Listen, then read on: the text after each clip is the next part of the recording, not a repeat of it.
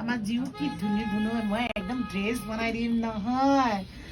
তুমি হাই বুলি কোৱা বাজনী হাই আমি এই জেঠাই দোকানত আজি ড্ৰেছ বনাব আহিছোঁ হয় না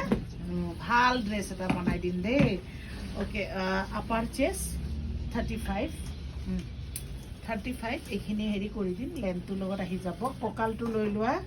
কঁকাল চেষ্ট চব সমান নহয় নহয় চৰি চব দীঘলটো প্ৰথম কিমান ল'লা 10 লৈছা ন মাকে ডাঙৰ চোলা পিন্ধাই আনিছে নহয় 25 24 কঁকাল বাছ হৈ গ'ল এতিয়া তোমাৰ এইখিনি লওঁ দেই জিউ চাওঁ বেটা চিধা হাতটো নমাই দিয়া অ'কে 13.5 হৈ গ'ল এতিয়া তোমাৰ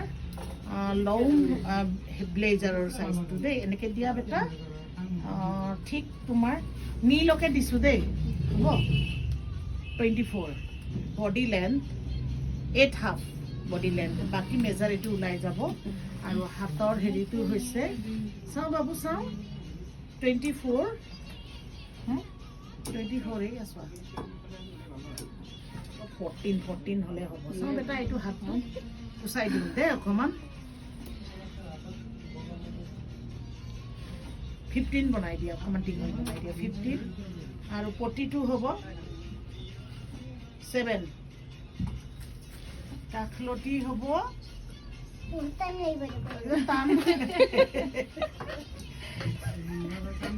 কি কৈছে বহুত টাইম লাগিব নেকি 13.5 ধৈৰ্য হৈ গৈছে চল্ডাৰ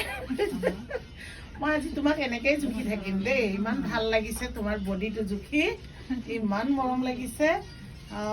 12 চল্ডাৰ 12 এতিয়া পেণ্ট দেই কেনেকুৱা পেণ্ট লাগে কোৱা পাটিয়ালা লাগে বেল বুটাম লাগে না ষ্টেট পেণ্ট লাগে কি লাগে কৈ দিয়া ষ্টেট পেণ্ট ওকে সব জানা ন ষ্টাইলৰ বস্তু সব জানা ন বঢ়িয়া 25 কঁকালটো ক'ত আছে বা কঁকালটো নাজানো দেই কঁকালটো ক'ত আছে ছোৱালীজনীৰ ইমান ডাঙৰ চোলা পিন্ধি আহিছে কঁকালেই নাই 23 এইটো মেজাৰমেণ্ট ফিটা মেজাৰমেণ্ট টেপ হাই 18.5 ঠিক আছে আমাৰ ঘৰত আহিবা এইটো অলপ লুজকে বনাব অকণমান লুজকে ন ৰ'বা দেই মোৰ ঘৰ নাজানা তুমি ক'ত আছে কি কৈছা এইটোতকে অলপ লুজ বনাইছোঁ এইটো আছে 19 20 হাফ বনাইছোঁ 20 হাফ তলৰ এই পোৰ্চনটো অলপ ঢিলা নে ইমানে থাকক ঢিলাকে বহলকে ৰাখিব সেইটো বেল বটাম টাইপ কৰি চাওঁ বাবু চাওঁ তোমাৰ পৰিবা দেই বেটা অ'কে মামা কৈছে এইটো অলপ ডাঙৰ বনাবলৈ 20 এই 1.5-2 ইঞ্চি ডাঙৰ কৰিছোঁ যে 20 বনাই দিছোঁ বেছি ডাঙৰ হ'লে বেয়া লাগিব হয়নে অ'কে বাই বাই কৈ দিয়া বাই বাই এইটো ড্ৰেছটো পিন্ধা পিছতে দেখিব আৰু ন ব্লেক ৰঙৰ একচুৱেলি এনেকুৱা ড্ৰেছবিলাক